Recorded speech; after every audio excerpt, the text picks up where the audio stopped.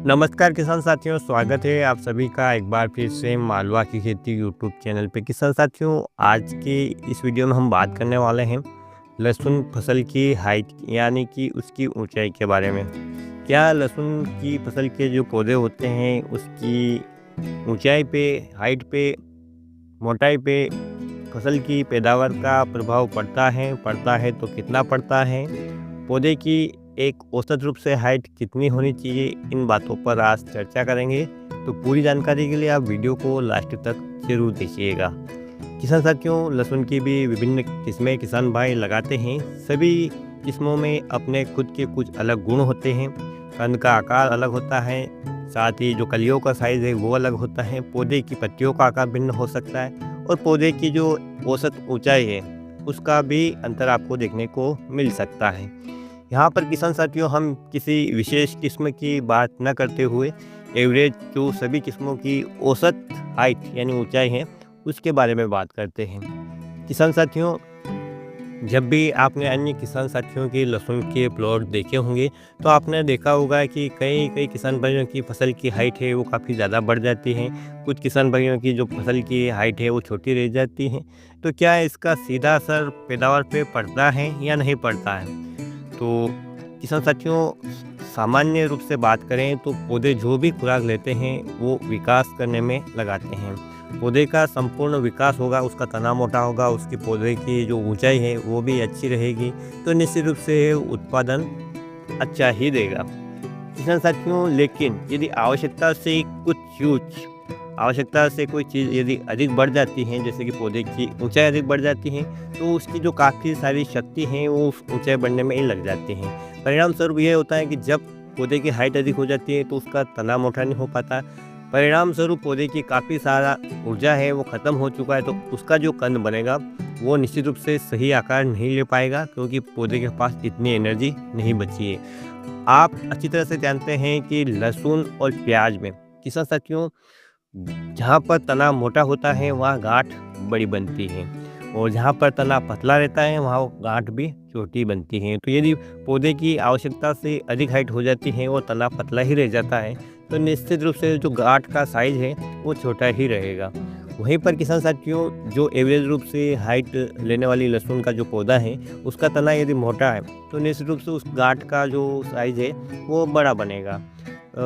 आवश्यकता से अधिक रूप से यदि पौधे की हाइट हो जाए, जैसे कि मैं एवरेज रूप से आपसे कहूँ कि एवरेज रूप से जो पौधे की हाइट होनी चाहिए वो होनी चाहिए 2 से ढाई फीट।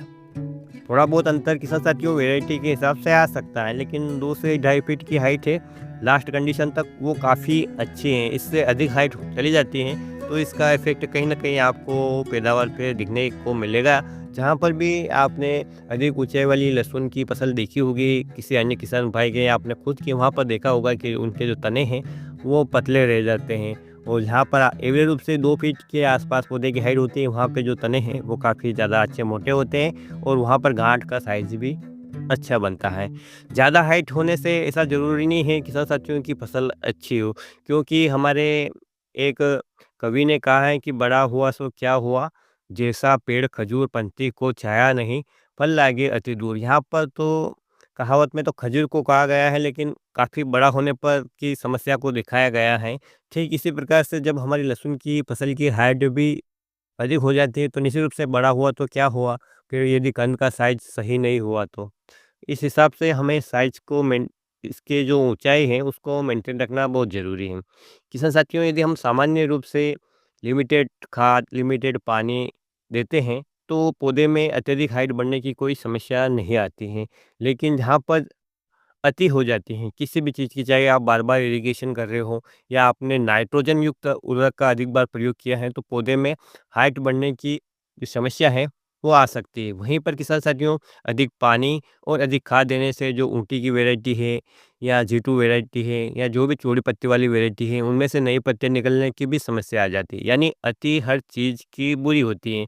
जितनी खुराक उसे चाहिए आप उतनी ही दो, आवश्यकता से अधिक दोगे तो वो उसको ले ही नहीं पाएगी और उसका साइड इफ़ेक्ट आपको ज़्यादा देखने को मिलेगा। बहुत बार लोगों की धारणा रहती है कि ज़्यादा खाद दो, ज़्यादा पानी दो, तो ज़्यादा पैदावार निकलेगी। ये धारणा पूर्णतः गलत है। पौधे को जितना भोजन चाहिए वो उतना यदि ज़मीन में उपलब्ध है तो वो ले लेता है। आप चाहे कितना भी एक्स्ट्रा डालो आपकी ज़मीन में पड़ा रहता है। और कभी भी कुछ संयोगवश किसान साथियों पौधे की में कुछ ऐसा परिवर्तन आया कि उसने अधिक भोजन ले भी लिया तो उसका साइड इफ़ेक्ट आपको मैंने बताया है, पत्तियाँ फूट जाएगी और हाइट अधिक बढ़ जाएगी। तो आगे चलकर आपको कहीं न कहीं जो है समस्या ही देखने को मिलेगी।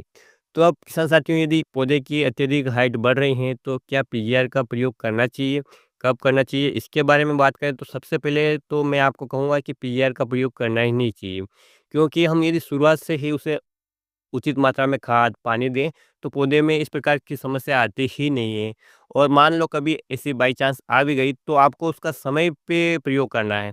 पीजीआर में भी किसान साथियों अलग-अलग टेक्निकल मिलते हैं और उनके प्रयोग करने का भी समय होता है। इन पीजीआर का प्रयोग करने से किसान साथियों आपकी फसल कुछ काल के लिए डोरमेंसी की स्थिति में चली जाती है। डोरमेंसी की स्थिति से कहते हैं किसान साथियों कि पौधे की जो हाइट लेने की या पौधे में जो ऊँचाई लेने की है वो प्रक्रिया रुक जाती है, तो कुछ समय के लिए रुकती है। ऐसा नहीं है कि बिल्कुल रुक जाती है, कुछ समय के लिए रुकती हैं और उसके बाद वापस से बढ़ने लगती हैं। तो पेक्लाबुटाज़ोल और ऐसे अन्य टेक्निकल लियोसिन जिसे कहा जाता है उसमें अलग टेक्निकल हैं और ये अलग-अलग टेक्निकल हैं जो जिबरेलिन के संश्लेषण को रोकते हैं, जिसके कारण कि पौधे की जो हार्मोन प्रक्रिया बाधित होती हैं और जो पौधे की ऊंचाई है वो रुक जाती है। तो किसान साथियों किसी भी कंडीशन में आप फसल की अवस्था के हिसाब से देखकर ही पीजीआर का प्रयोग करें। एवरेज रूप से बात करें किसान साथियों की यदि आपकी फसल 120 से 150 दिन में पकती है क्योंकि अलग-अलग वैरायटियों की जो समय से पकने की अवधि है वो भी अलग-अलग हैं। तो किसी भी कंडीशन में आपको 90 दिनों से पहले पीजीआर का प्रयोग नहीं करना है। पहले यदि हाइट ज़्यादा बढ़ रही है तो आपको उसे सिंचाई लेट कर के जो आप सिंचाई का अंतराल देते हैं उसको थोड़ा बड़ा-बड़ा के कंट्रोल करें। 90 दिनों के बाद किसान साथियों आपकी फसल में जो कंद का साइज़ है वो बढ़ने लगता है। उस समय आप पीजीआर का प्रयोग कर सकते हैं। किसान साथियों ये मेरा पर्सनल ओपिनियन है।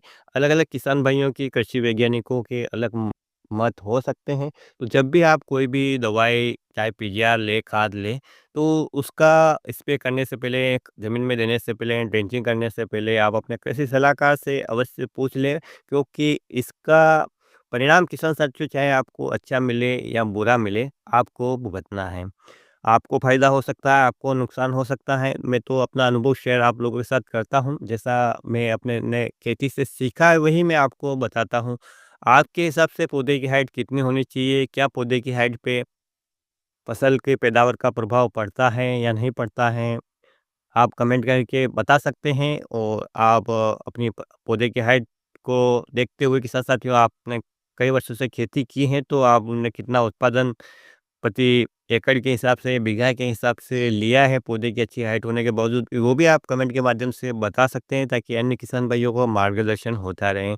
यूट्यूब वीडियो बनाने का मेरा उद्देश्य किसान साथियों आप लोगों तक अपने अनुभव साझा करना है और आप लोगों के अनुभव हैं वो कमेंट के माध्यम से अन्य किसान भाइयों के साथ साझा हो जाए। बस इससे बड़ा मेरा कोई मकसद नहीं है। यूट्यूब से तो किसान साथियों इतनी कमाई नहीं भी होती है कि मेरी तो कि बैलेंस भी मैं डलवा सकूँ मोबाइल में, लेकिन बस आप लोगों के साथ बना रहूँ एक मेरी जो जानकारी देने का तरीका है, वो कई किसान साथियों को पसंद आता है, नहीं आता है, तो ये तो अपना-अपना है। आपको वीडियो अच्छा लगे तो आप देख सकते हैं और अपने अन्य किसान साथियों के साथ शेयर भी कर सकते हैं। आप खुद भी किसी जानकारी को बताना चाहे तो बता सकते हैं मुझे मालवा की खेती @gmail पर आप संपर्क कर सकते हैं किसान साथियों। और इसी प्रकार की छोटी-मोटी जानकारियाँ यदि मेरे पास है तो मैं अवेलेबल कराता रहूँगा। आपकी कोई समस्या है तो आप कमेंट में पूछ सकते हैं, जितना मेरा अनुभव होगा उतना मैं आपको बताने की कोशिश करूँगा। तो आज के वीडियो में इतना ही जानकारी किसान साथियों, उम्मीद करूँगा कि ये आपके लिए हेल्पफुल रहें और यदि वीडियो पसंद आए तो वीडियो को लाइक ज़रूर करें और अन्य किसान भाइयों के हित में इस वीडियो को शेयर ज़रूर करें, ताकि उन्हें भी इस जानकारी का लाभ हो। फिर मिलेंगे एक नए वीडियो में एक नई जानकारी के साथ। तब तक किसान साथियों ख्याल रखिएगा आप अपना, अपने परिवार का, अपने पशुधन का और अपनी फसलों का। वीडियो देखने के लिए आपका बहुत-बहुत धन्यवाद। जय हिंद, जय जवान, जय किसान।